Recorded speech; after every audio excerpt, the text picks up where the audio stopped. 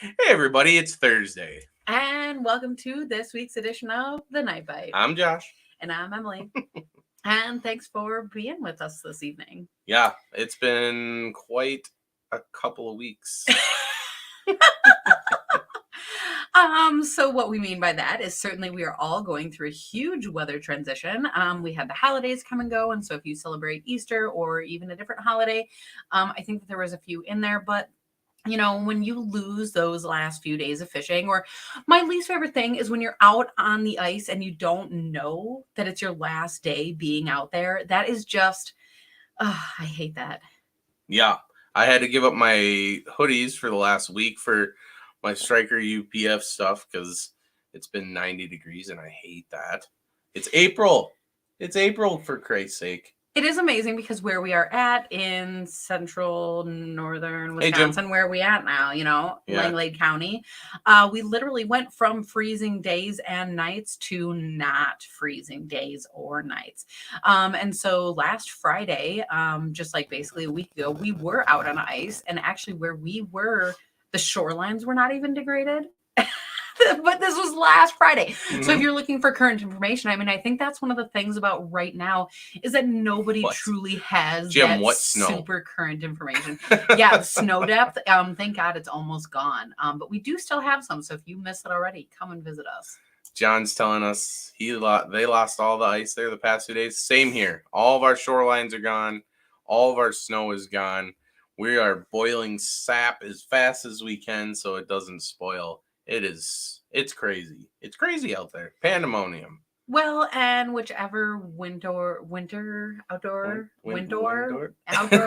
activity, whatever you're doing out there, a huge factor has been also the wind, because like we said, that ice will degrade super fast in ice or in windy conditions. Oh my goodness. But that's the thing is if you are out in the water, that pushes you around a lot too. And so in a lot of these cases, it's the river that people are on. And so when you have the current of the river and the force of the wind and all the things, it's like, it's a lot going on this time of year. Yeah. So that brings up a good point. If you're going out on the river, there's a lot of people that are very good on the river. You and I spent a lot of time on the Wolf and the Marinette River. But for those who aren't, if you're just planning on going out there, or if you only go out there a couple times a year, there's some resources online. You can look up USGS flow station or gauge stations that you can get your flow from certain parts of rivers. It's a good thing to check because it'll tell you where flood stage is, and it'll give you an idea of how fast the current's moving. And if you're not entirely comfortable driving in current, especially around a lot of boats, because there's a lot of boats out there, it might be worth checking that before you head out, or a day or two before you head out, because you can see it. It'll show a chart. It's super easy to read, and maybe you'll see that the water's coming down and it's time to get out there.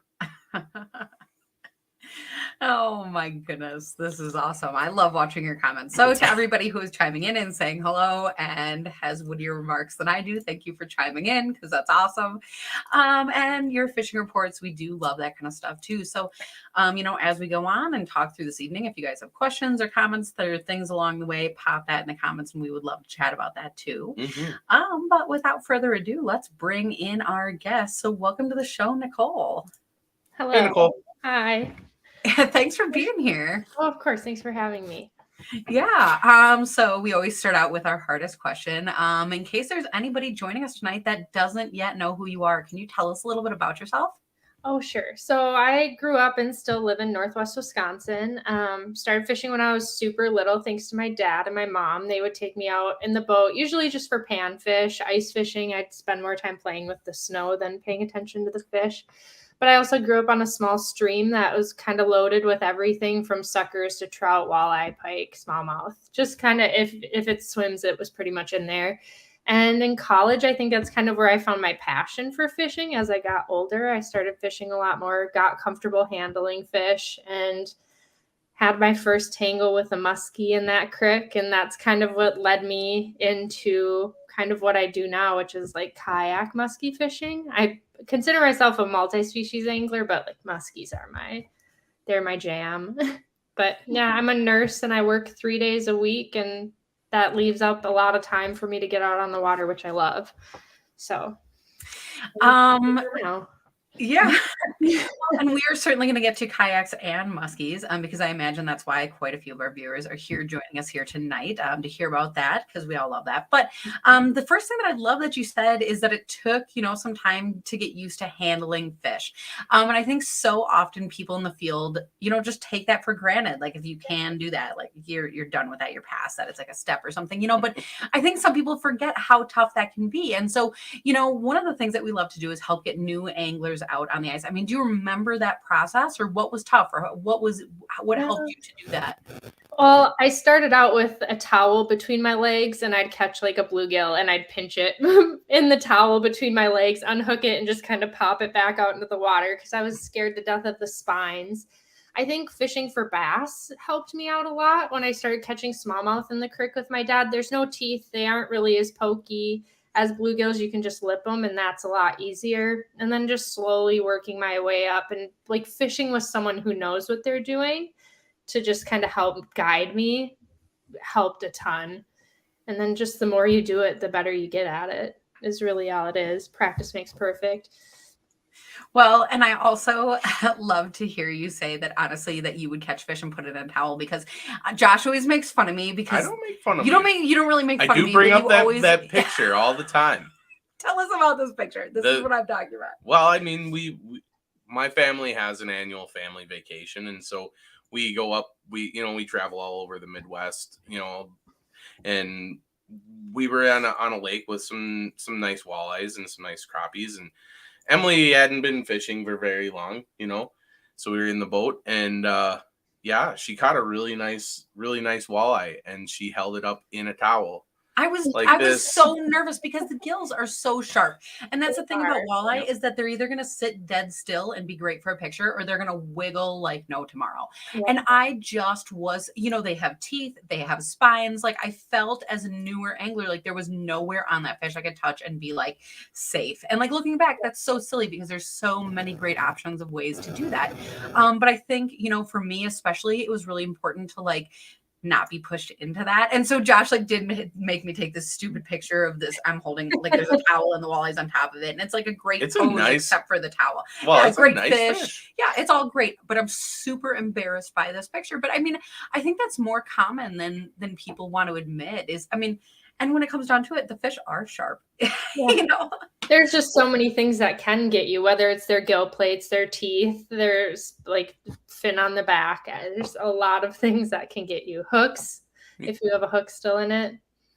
Well, and I think a lot of us that fish a lot, just love it a lot, forget that it's an actual animal.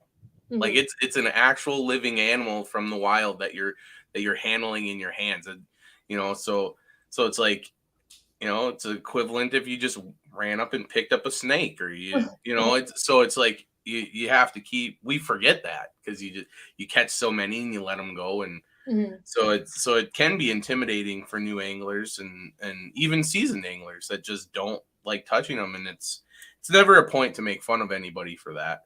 Right. But it is a teachable moment. Like, a lot of time I still have problems, putting hands in gills. Sometimes I'll catch on rakers or I'll get hit by the gill plate. And, mm-hmm. I've been doing it for my whole life. And so it takes practice, but also just, you just have to get used to some of those things too. Yeah. Well, and actually, you were mentioning muskies to begin with, and I guess this does kind of come super relevant to that as well too, because one of the things about catching a trophy fish is the option that an angler has to either keep that and mount it, or I guess that's your choice what you do with it, or to return that to the body of water that it came from. And I think so often anglers are doing more catch and release than ever.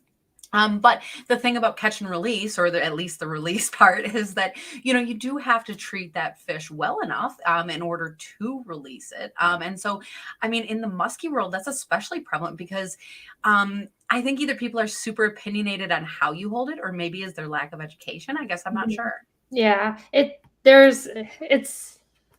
It's a really tough topic in the muskie community because you have your people that are so passionate about protecting the fish, which they should be, and that's kind of how I feel.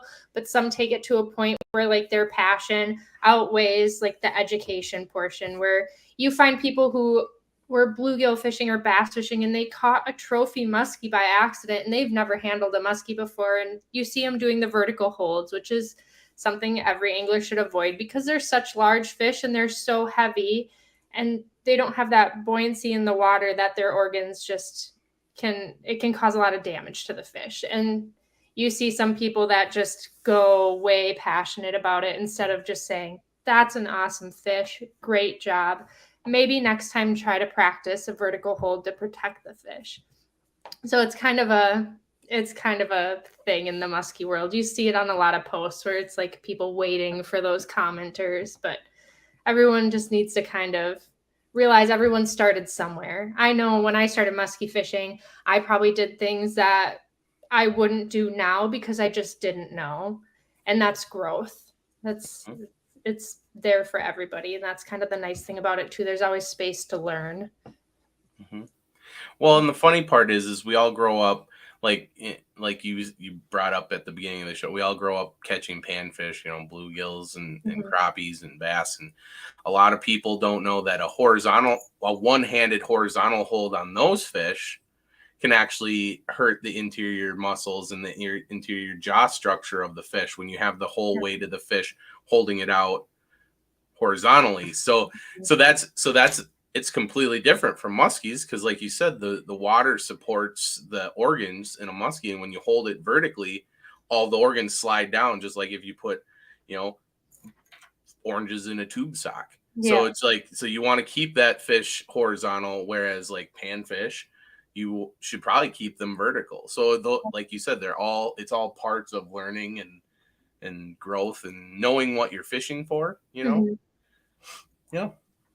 And then is there like a good video or something, like if somebody wants to go and learn like a good hold? I mean, I guess I didn't prepare you for this, so you might not even know, but I know Pete Mena, who is big in the muskie industry. He has a couple great videos out there that show, I think he has like a mount of a muskie where he kind of shows exactly like the anatomy of where you want to put your hand, where you want to place your second hand to support the belly. So he has good videos out there for people to see.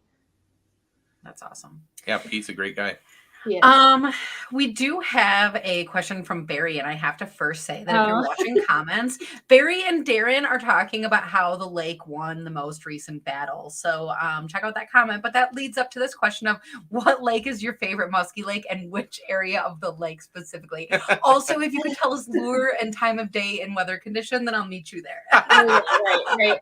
I guess my favorite muskie lake is any lake that has muskies in it. And then my favorite areas to fish on the lake, I guess I personally like to fish weeds. I love fishing weed lines. They're just easy for me, especially in the kayak. It's something I can usually visibly see that I can follow along. Mm-hmm. Baits, I use all the baits. All the baits. Bucktails are my favorite, and no, I cannot share waypoints. We have like so many troublemakers in the comments. Yeah, always. We can't get rid of them. But one of the things that you said first is that you like to target weeds. And I think that's super important, especially when we're talking spring, because so often we think spring and like the green kind of spring. Mm-hmm. But where I'm at, we're in still like the brown kind of spring. So, I mean, how do you target? Is it still small weed beds, or what does that look like early season? I'll still target old weeds. They're still going to hold fish. It's still structure for these fish to sit on. It might not hold them as well as it would in the summer, like early fall when everything's green and full. But I just like to start out with those weed edges where I know weeds were in the past. Maybe there's like new emergent weeds just starting to come up on bottom. I like to fish that as well. And shorelines, just because it's easy. Yeah. I mean, you know what you said right there is pretty much all of our favorite spots to go fish panfish. Yeah. And that's probably why the muskies are right there after them. Right. Yeah. And that's something that Emily and I talk a lot about. We have a lot of friends that are in the large predator business, the business of catching large predators. And here we are targeting everybody's gateway fish, you Yeah. know, but I think part of you know what we love about panfish is that they are almost all the fish wrapped up into one because they're what everything is eating. So if you can find them, you can find anything else. Yep. Usually. Well, probably not a sturgeon. They're not usually eating panfish. You never know. But... You never know. They're opportunistic. That's true. Depends on how lively that panfish is. Oh my gosh, Scotty, which species of muskie are the prettiest? Like all of them. Yeah. Right? But tigers probably trump most, but like they're all pretty. I like the spots. The spotted ones are Me personally, I like the spots. I mean, I guess like I have to agree with that too, but if I have to give like an out of the box answer, I really appreciate the fish that have like scars or like battle wounds or like when something happened to it and you can really tell like the uniqueness compared to the others. Like it's like, well, what happened to you on this journey to the end of my line? But as far as end of the line goes, you had mentioned bucktails being your favorite. Can you tell us a little bit more about that? So bucktails, it's the first bait I caught my first muskie on, like landed my first muskie on. So right there, it just was like my full confidence boost I needed in that bait. And it's just a good all around simple bait to use all season. You can fish a bucktail from opener to that. Well, maybe not quite the end of the season when it's super cold out, but you could still try. But it's just a simple straight retrieve. There's so many different options. You can get single blade bucktails. You can get double blades, stagger blades, 2 different kinds of blades. There's just so many different options. And that's what I caught my biggest muskie on. It's my first muskie. So it's just, they're just a confidence lure for me, I suppose, out of everything. That is actually really cool. I feel like, to be honest, we talk about that all the time. But that is so cool to hear that consistency among anglers because even though, you know, it could be bucktails, it could be this, it could be that, it could be anything in the world, you know, and when you have that confidence bait, you know, I think you always talk about, you know, you're more likely to fish that. And so you're more likely to get that bite, you know, who knows. But one of the places that we most recently ran into you actually was the Capital City Musky School. So just north of Madison down there. And one of the things that I learned at Musky School is that a bucktail is not meant to imitate like anything specific, or I guess baits. They said, don't try to imitate anything specific because muskies are like opportunistic. And so maybe the color has more to do with catching their eye than matching the hatch. Yeah, and the vibration that it puts off too, especially there's different kinds of blades. Some of them put off way more vibration than others. So that is something that can really draw those muskies in too, because they can feel that in the water. And then your color, I mean, most people say colors catch the fisherman more than the fish, which is somewhat true, but you still, you know, base it on what kind of water you're fishing. If it's clear water, more natural. If it's dirty, brighter colors, all of that kind of stuff. So when we talk to panfish anglers, there's people that have like boxes and boxes and boxes of tackle. And I mean, that can be true for any species, but it almost is sounding like for muskies, like maybe if you have a few of the good stuff, like maybe like I'm just starting to dabble into muskies and I'm feeling like maybe I don't need to be overwhelmed by tackle, but if I get just a few key pieces, that might carry me through. Oh yeah. My first muskie season, I fished with 3 baits. Granted, it took me till September to catch my first one, but I think if you find just a couple in each category, like maybe a couple different bucktails, a couple different rubber baits, a couple different top waters, you'd probably be set. I shouldn't talk because every time I go to a Musky Expo, I buy like 10 more lures. And it's like, I don't have the space to bring these on the water. So what am I doing? But I think it's a fear of missing out too. Like if I don't have this lure, what if I don't catch a muskie? And then you never throw it. But yeah, just getting a couple in each category is probably all we really need. But yeah, well, that goes the same for us. And we pour our own plastics. So went from, you know, having a little tackle box and then buying a bunch of plastics. Now we pour them. And now it's an infinite number. And our boat, we're going to have to get a second boat just for plastics. A boat behind the boat just for tackle. We don't need to do that because we have Lakewood cases. Yeah. You just tie the Lakewood on the back and just there you we'll go. float for a while, right? be fine. Oh my gosh. So are the liquid cases what you use for your musky baits, or Yep. what are you using? So I have a lot of Lakewood boxes, but my favorite Lakewood box for when I'm in my kayak and I'm musky fishing is their upright, which is storage for Plano boxes. I know they have their boxes where you drop your baits down in and they sit in on the plastic dividers. I love that case and I have it in my house, but it's more of a switch out. So before I go to a lake, I'll look at what I have in my Plano boxes and what I have in my other box, and then I'll just take out what I need for that day's trip. And I like that more, especially in the kayak, because when I want to reach for a bait in the kayak, I keep it behind me and I can just go and grab a Plano box out. I don't have to try to stand up or turn around and see, oh, where did I hang that bait again? In a boat, it would be perfect, but for my situation, I like their upright Magnum musky box. And if I do ever flip the kayak and it falls out, as long as it's zipped up, I have like that peace of mind that it'll float and I'm not going to lose hundreds of, maybe a couple thousands of dollars of viewers. So I gotta say, as somebody who's interested in kayaks, but hasn't ever been like a kayak angler, Mm-hmm. I mean that is my biggest concern is flipping and losing all my stuff. And I can swim and all that, but like to gather all my gear, Yeah. I mean, how do you prepare for something like that? Yeah. I think the only way you can really prepare for, especially like flipping a kayak or falling out, is doing it. Not with a kayak full of gear, but when it's warm out, like the middle of summer, just go jump out of your kayak or fall out or flip it over and practice re-entering it, because the first time I've fallen out of my kayak one time and it was just pure adrenaline stupidity. I just call it being adrenaline drunk. When you have adrenaline flowing through you, you don't think clearly. And I had my biggest bass I had ever caught in the net. So it wasn't like I was even struggling to fight it. It was in the net. I just leaned over and didn't offset my weight and the whole kayak started to flip. And I bailed out because I knew nothing was tethered down in my kayak. My phone was laying in the bottom. I would have lost that. All my tackle, all my rods, everything would have been gone.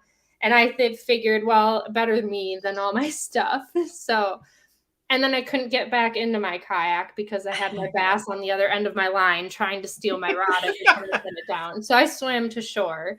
So I think practicing re-entry and then getting tethers, if that's what you so choose to do. If it's important to you and you don't want to lose it, tether it in your kayak.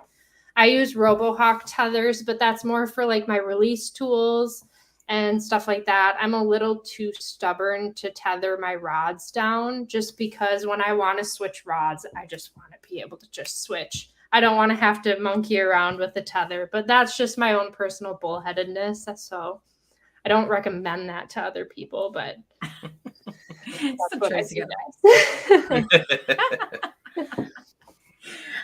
Scotty is asking if you are packed up for the PMTT. Can you tell us what that is and if you're packed?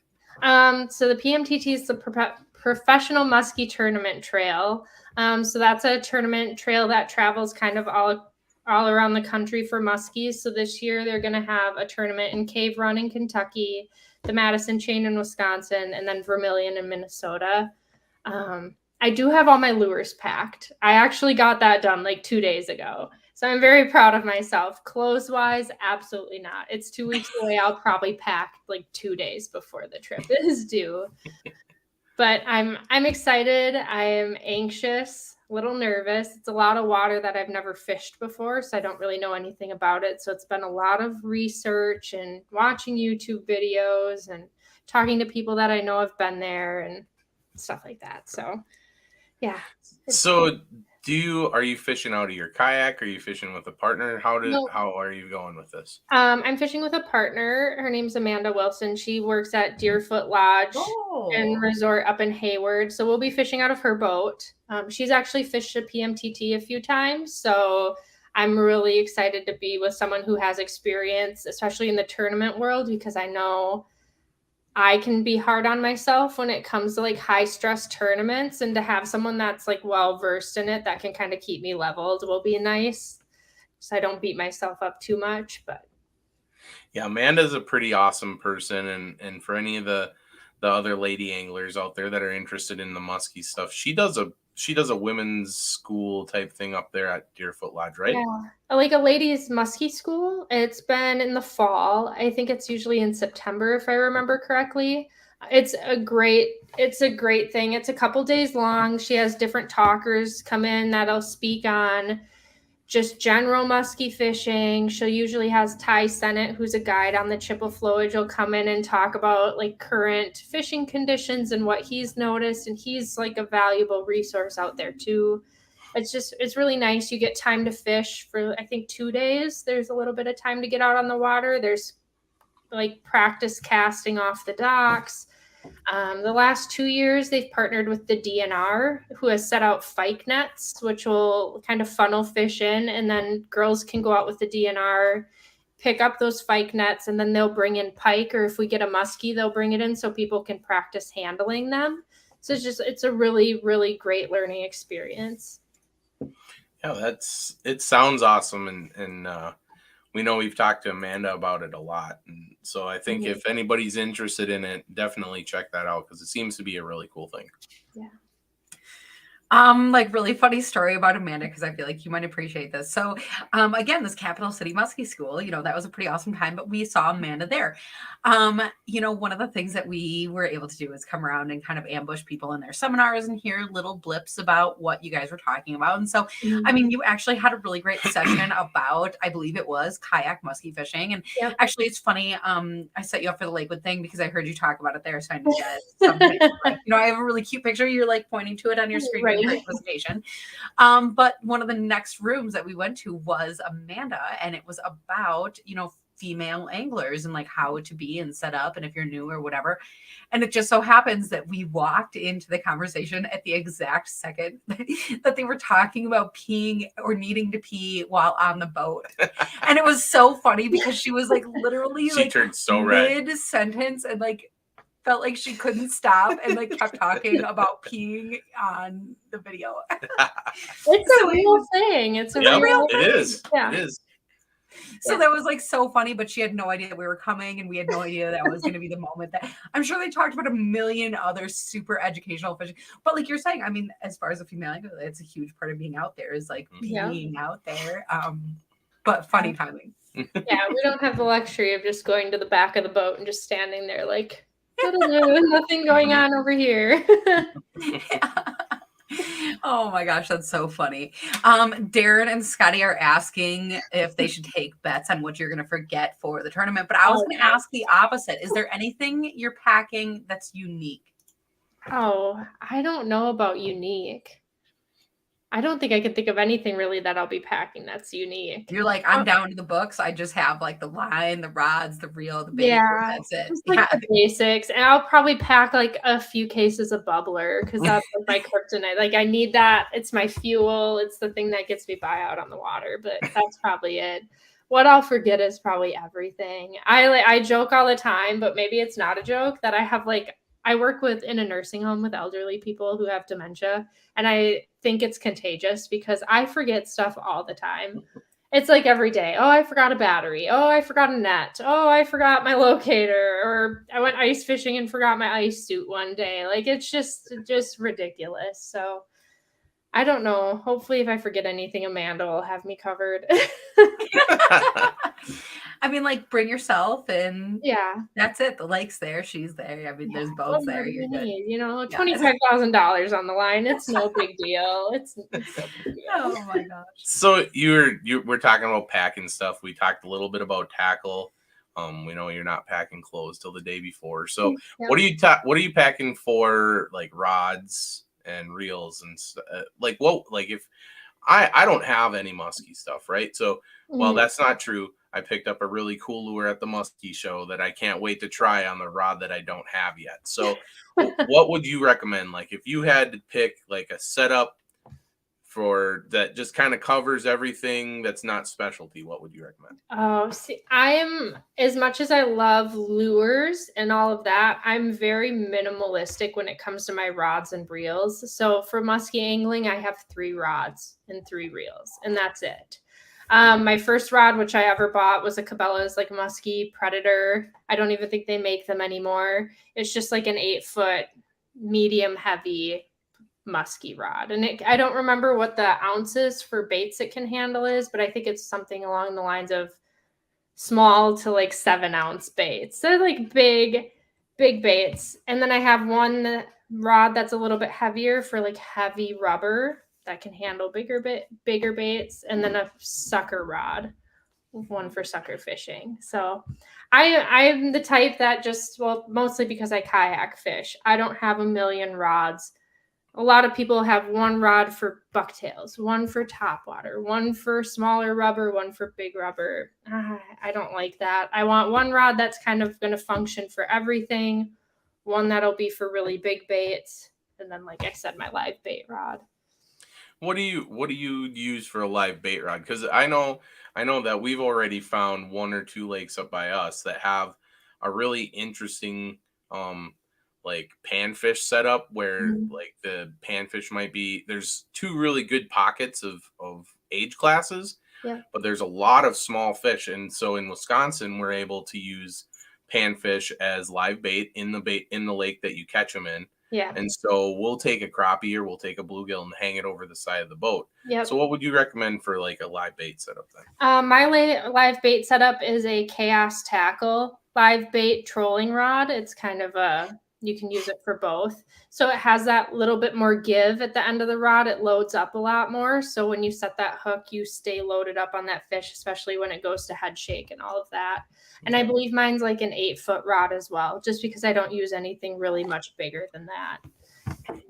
And then for the live bait rod, the reel, I use an Abu Garcia that has a clicker on it. So when the fish starts to take it, you'll be able to hear that it's taking line. Otherwise, for my casting rods, I like Trank's 400 high gear. They pick up line, a ton of line. I can't remember how much it is a crank, like 40 some inches maybe. Wow. But I like that in my kayak because when I set the hook or I'm working a bait, my kayak moves so much with it. So I like to be able to keep more tension on that fish. A regular and not high gear, like a Trank's 400, just the plain one would work good too for casting baits. Yeah, everyone's talking about your cats. Yeah, Leo, that's the one on top of the tree right now. That's adorable. Causing trouble with the birds again. Yeah, birds and squirrels. They're the only reason I feed my birds, just so they can have like some sort of like mental stimulation. Yeah. You don't bring them fishing? They don't sit on the kayak? No. My cat is scared of everything. The one that's on the tree right now, Leo, he probably, I don't know. He was a stray cat, so he like wants to get back to the streets until I take him outside, and then he's like, no. I want to go back inside. Not so much, yeah. So actually, I feel like, oh my gosh, Michael Luigi, it's like you read my mind. Were your ears ringing? Because literally, I was going to say the other thing that we got to do together this past winter is some ice fishing. So, I mean, I guess, can you tell us a little bit about that? Oh, when we went to Lake Cascade.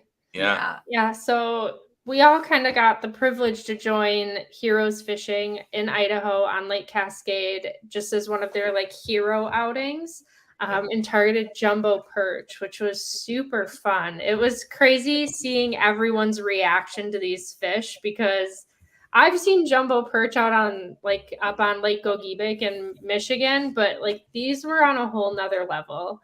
So that was a ton of fun, just to join a bunch of other people that just love the outdoors. The other thing that Michigan doesn't have is mountains. Yes, mountains. Oh my gosh, how could I forget? I would just sit, I didn't even care if I caught fish. I would just stare and look at the mountains. When you'd have the clouds were below the mountains, but above the lake. So it just looked like this crazy fog. But yeah, that was so fun. That it did look like fog, but Yeah. that's true. It was clouds. That was Yeah. crazy. Well, and the crazy thing to me is that, when you have a body of water like that, and those perch are the predator. And so yes, there are small perch in that lake. Everyone, the ones that you see posted online are obviously the big ones. Mhm. But I mean, I think that's the thing is those fish, it's not like normal perch fishing. Like we were out there, we were jigging for predator fish. Mhm. So that was actually really a unique experience. Well, and seeing some of them coming up and spitting up other perch, like other large, not large, but like bigger than just small minnows. So they're out there and they're aggressive. Even in the lakes around here, perch are aggressive, but they just don't seem to get to that size class. Right. Well, it's like the difference between like a perch bait here and like a perch bait there. And you're aggressively fishing them out there too. Like you're really jigging for them with those big spoons, and it was Yeah, well, fun. and the fun part about that too is that the same baits that you're using to catch perch, like I think almost everyone in our group got to catch a rainbow, Yeah. and that was super fun too. Like you don't normally catch perch and trout in the same outing. That's Mhm. that's a unusual. And trout through the ice are so fun. They're Yeah. like one of the so fun things to catch. I target them around here once in a while. Granted, it's not like crazy action. You usually get a chance at one or two when you go out, at least on the lakes that I typically go to, but they're so fun. Well, and you were out on the creeks early. I want to say like beginning of March. You were out chasing browns Yeah, and in stuff in the February later as well. February. Yeah. Yep, I was fly fishing for them in February on some of the when we had a couple warmer days. If it's below freezing, fly fishing is just not really The answer. your eyelets get froze up so fast, it's infuriating. But it's so fun. Yeah, Wisconsin has a great early catch and release trout season. So ours starts the first weekend in January and then runs to opener. So you can fish for them. It's just catch and release the entire time. And I love to do that if I can the first week that it opens in January. That's awesome. Because they can And really be anywhere in that cold water. so what's your favorite trout to target? Oh, The one that bites. I mean, that's The a one that stupid bites. answer, but sometimes they're all mixed in together. I really love brown trout are so fun because they can get big, but like big brookies. That's kind of what I grew up when I started trout fishing. It was targeting big brook trout. And I think one of the first trout I caught was like a 16 or 17-inch brookie. And I didn't understand at that time that was a giant brook trout for our area. And if I would have known that, I probably would have taken better measurements and got a replica made because I haven't caught one that big since then. But yeah, brookies are probably my favorite because brook trout are one of the few like what do I want to say? What word am I thinking of? They're native Native? to Wisconsin. Yes, native. Most other trout are not native and we're all stocked. So just to know you're catching big native brook trout in Wisconsin is cool. Yeah, I'm gonna have to agree with you. I mean, I grew up in the prairies, in Minnesota, and I didn't have too much of a chance to fish the southeast side of Minnesota, which has some Mhm. phenomenal trout fishing, which is Wisconsin's southwest side. Yeah. But us up here in the Northwoods, a lot of people don't know that we have some phenomenal trout fishing up here as well. Like even down a little stretches down into the start of the egg country too a little bit. Mhm. And man, I've really grown a passion for brook trout just where I work. I do a Mhm. lot of fisheries work with them, and just the fact that our streams in northern Wisconsin are not overrun with people from around the country is just Mhm. amazing to me because like you said, there's trophy potential all over. Yeah. And a lot of times, if you do see trout anglers, they're sitting at a culvert soaking a worm, which can work great, especially if you're looking for a meal. Mhm. But there's nothing for me. There's nothing like taking a spinning rod and putting on like one of the smallest X wraps or a little husky jerk and Mhm. just jerking by snags, and you never know when that like there's a giant brook trout or a giant brown trout comes out. Mhm. And it's funny because those fish, you can almost go back to those same spots. If you release those fish, you can go back to those same spots and catch them year after year because they're pretty territorial Yep. once they set up their summer patterns. So it's a super cool sport, and I really encourage people to try it because you don't need a whole lot. Fly fishing's awesome, but you can use the spinning rod you use for panfish, grab a couple of ultralight cranks, and get some old shorts and tennis shoes and just go take walks in the river. You see a lot of beautiful places, but you get a chance at a lot of beautiful fish too. Yeah, and just learning to read the creeks and just like see where the deep pools are and all that is just so fun. I know my trout stream that I fish all the time, it's flooded the last couple years and things have changed so much. So just to see like I had a hole that I could go and pull like 10, 11 big browns out every trip. And then a tree fell over into the creek and changed the complete flow of the whole entire creek. So that entire hole filled up except for one deep run across the shore. So it's just like learning to adapt. And you don't really need any crazy lures when you're fishing, like you said, like little crankbaits or spoons. Castmasters is what I learned to fish trout streams on, and it's like my favorite bait. A jig head in a plastic, it'll work. And they fight so well, and they're so pretty, and it's quiet. Like you said, there's not a ton of people. I think there's only a handful of times I've pulled up to one of my trout spots and there was another vehicle there, and you just drive down to the next public access and you're usually good to go. Yeah. A great app people can use if they don't know about it is Trout Routes. It's an app you can download for your phone. I think you have to pay for it, or if you want to access more features, but it'll show you all the trout streams and where you can access where there's public land, where you can walk the land and all of that stuff. It's really nice. That's very cool. I'll have to download that one. Yeah, I didn't know about that. Wow. I mean, the thing is like, it's what a hidden gem of like the field of fishing, you know, like because you're saying you don't run into people and stuff all the time, but it makes me so hesitant to share it. It's like tell all your friends, but tell them to keep it secret. Yeah. Or just tell them like a different trout stream. Like there's one over here, it's really good. I know there's trout in it. It's just not the one I fish all the time. Yeah. Just right, yeah. Well, and one of your favorite stories is a trout story. I hate this story. You love this story. You saw your biggest brown trout. We are close enough to an area of Wisconsin where we have some great trout streams, and I really have never been. And honestly, like one of my limiting factors is, well, I guess time, because we're in the boats often. Otherwise, I'm at work. But honestly, I hate ticks. Like I hate ticks, and so like the whole like walking through the forest or the grasses or this or that.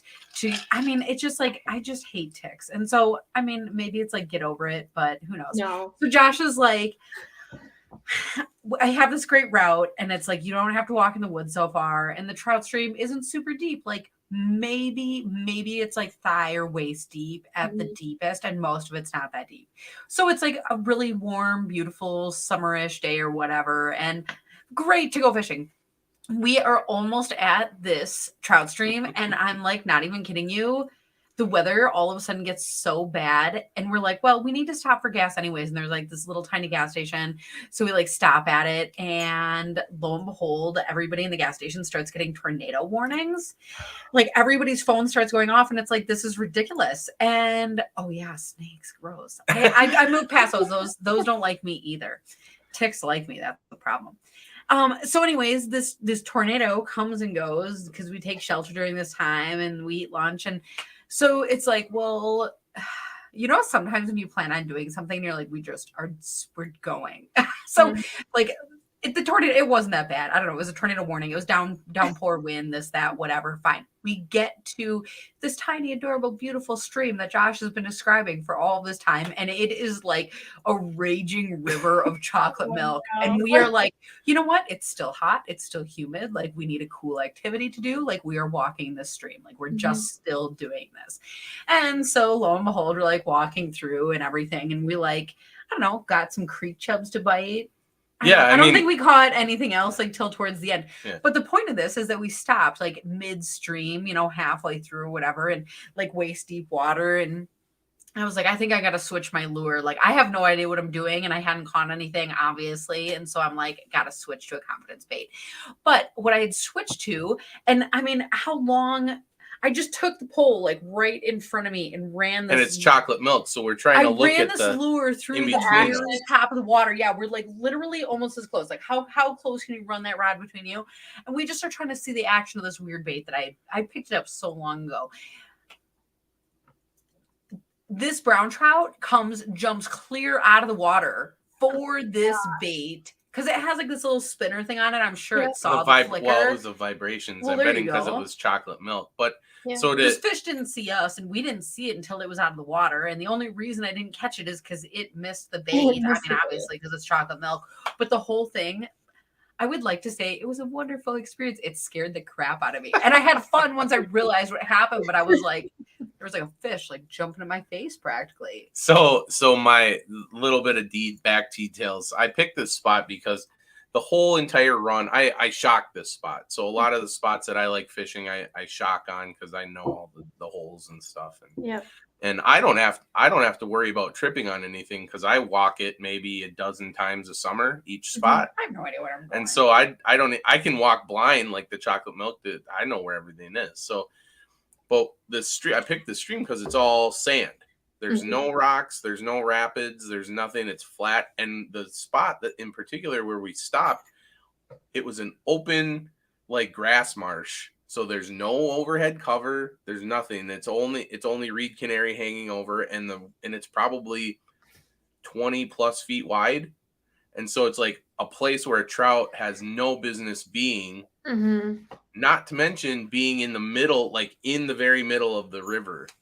And it just like came up between us. And I shocked hundreds of trout every summer. And this brown was over 20 inches. It was a good one. That's crazy. And so like, all you can do is laugh. And then like she said, we went down and got into some smaller stretches, and we did catch a couple of brook trout later on. But yeah, that was one of our fun stories. That was ridiculous. That was super fun.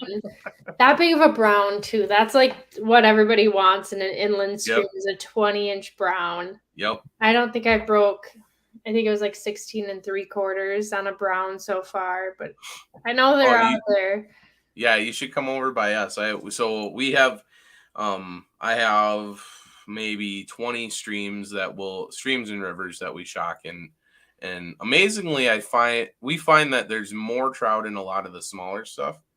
A lot of times because shocking equipment doesn't work as well when the water's deep. So take that into account. But we'll shock probably 5 to 7 20-inch browns a season. Yeah. So we get to take pictures with them, and we hang them up in the office, and we probably shock about that many 14 to 17-inch brook trout. Some of the places we shock are on the reservation, so I can't fish it, but I still get to take pictures with it. But a lot of them are public access, and it just is amazing to me. And we should make more time to go do that. It's just an amazing resource, but I wish we could bring the boat down those tiny streams. Yeah, I cannot wade in water unless I have waders on because I'm terrified of leeches. So that's like one of my big things. I didn't even think of that. Oh yeah. See, leeches, wood ticks, and spiders are like my 3 I do not mess with. I don't like any of them.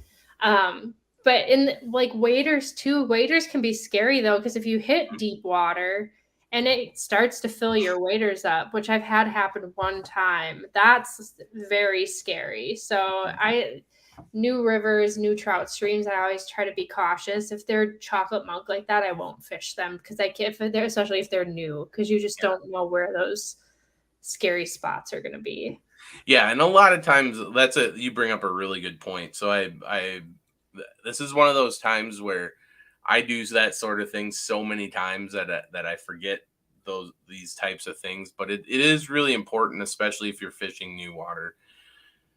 If you don't have a wading belt, just take a piece of rope and tie it around your waist, because then only the top half of your waders fills up if you go under, and it's really easy to get out of the water.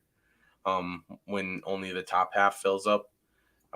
We wear wader belts at work just for that purpose. A lot of times we'll wear them early season, and then late season, a lot of our streams aren't that deep, but yeah, that's a good point, because that can be a concern. It doesn't take, some of these streams you'll be in ankle deep water, and then you come around a corner and then it's like 10 feet deep. Yep. It's crazy. So yeah, that's a good safety tip, because never know. Yeah, especially if it's sandy bottom too, because that's where I ran into my problem. Was I was crossing where I knew it was deep, and all of a sudden the current was pretty heavy, and it was washing the sand out from under my feet. So I'd step and I was fine, but then as it pushed the sand out from under my feet, I couldn't get a good footing, and then it just took me. Yep. I was with somebody at the time, and we both started to go like we were swimming, and I just yelled because I was so scared. I'm like, I'm filling up. They weren't filling. I had my belt on, but I just remember losing my footing, started swimming, and I'm like, I'm filling my wader. Like so pathetic, but yeah, that's one of my big. I'm always pretty cautious when I fish new sections of trout stream because of that. Well, and with that app that you told us about, we're all going to be fishing new trout streams coming up. Stay away from Northwest Wisconsin and Central Wisconsin. Oh my gosh. So we are getting close to the end of the hour here, but I do have to also ask, I guess there's a lot of people who are looking to get out and do some new stuff this year. And so, musky fishing, we talked a lot about some great beginner equipment. And so, get out there and do that. For trout, we even talked about the range of equipment that you can use. So to get out there and do that. For people who are starting to look at kayaks, do you have any recommendations on how to shop for that? Kayaks. So there's a lot you kind of need to take into consideration. The biggest thing is going to be like, what's your budget? Look at what you're willing to spend, and then look at what kind of kayak you want. Is it something that you want to just sit in, or do you want to sit on top kayaks? Sit on top kayaks are probably going to be a little bit more stable. And then you're going to want to decide if you want a paddle kayak or a pedal drive, one that you can pedal with your feet. So when I was looking at kayaks, I knew right away I did not want to sit in solely because of spiders. I don't want anything to do with that. So I wanted to sit on top kayak. I also knew I wanted something very stable because I knew I was going to be musky fishing out of it. So my kayak's a 12-foot long kayak, and I think the base or the middle of it's about 36 inches wide. So it's a very stable kayak. And then your pedal drives, if you do want to go more hands-free, a pedal drive would be the best way to go. And there's now a lot of options out there for that. I have a Hobie kayak, which is a fin style drive. So there's like two fins that stick down and they just kind of go back and forth. There's also propeller style drives as well. I think Old Town has a prop style drive.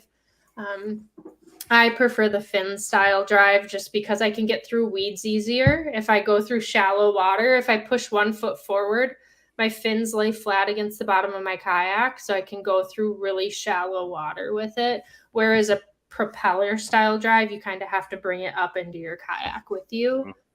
And then just spending time out on the water. When I bought my kayak, I started bass fishing from it just to learn the body mechanics and keeping your balance.